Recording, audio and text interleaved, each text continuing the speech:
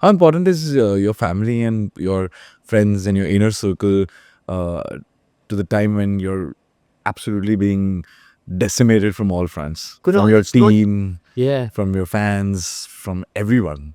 Your news, social media, everything. Everything is just coming down on you hard. And it's at that time when you need those few people who anchor.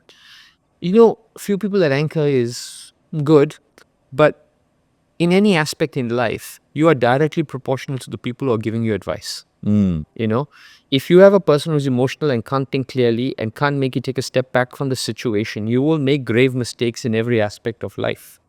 If you have a person who has a vested interest in the advice they're giving you all the time, you will make big mistakes. And it's not about athletes, it's about anything. Whether you're going through a divorce, whether you're trying to start a new business, whether you're having conflict in your team, with your leader, in any situation, right? You're directly proportional to the people in your ecosystem that give you advice. And you said something important. How important is it to have those people who got your back? Having people who got your back is 50%.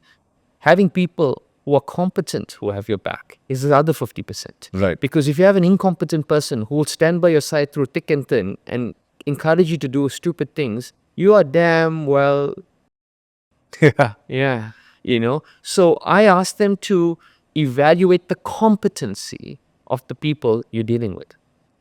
So ask them, do these people advise in these situations on a day-to-day basis? How much of what's their body of experience around this?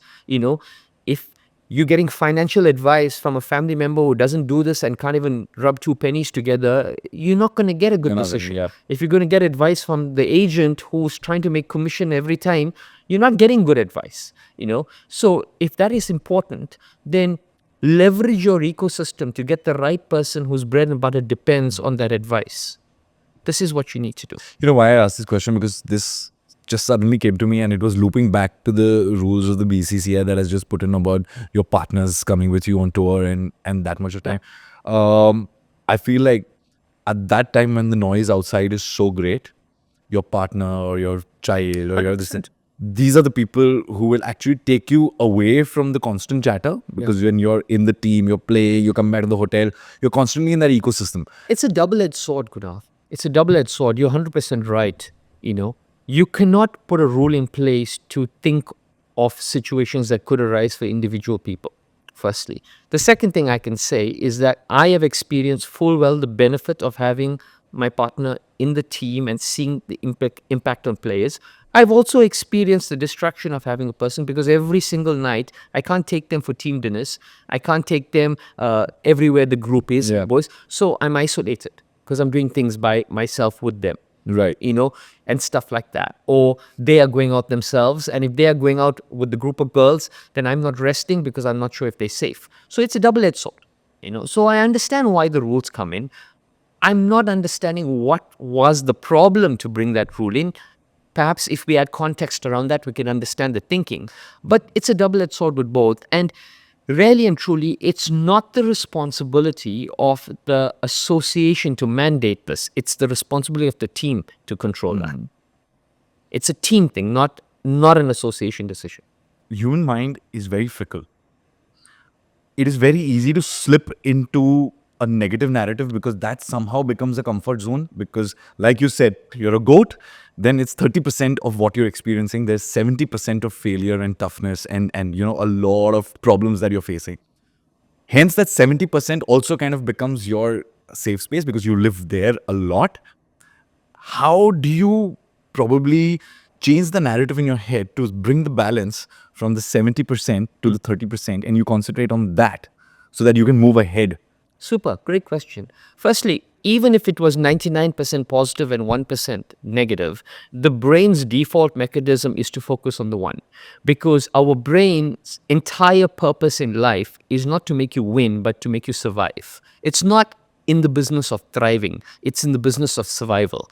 So it's trying to highlight threats. Now, if I push you down a dark street that's very dark and you don't have any spotlights, your survival mechanism kicks in. Your senses get heightened to any noise, anything in the environment that could be a potential threat. Why? Because your brain's job is to keep you alive. So similarly, its job is biologically to highlight threats and bring those threats to the forefront of it. Right. The thing is that a negative voice in your mind is not as big a threat as your brain creates it to be.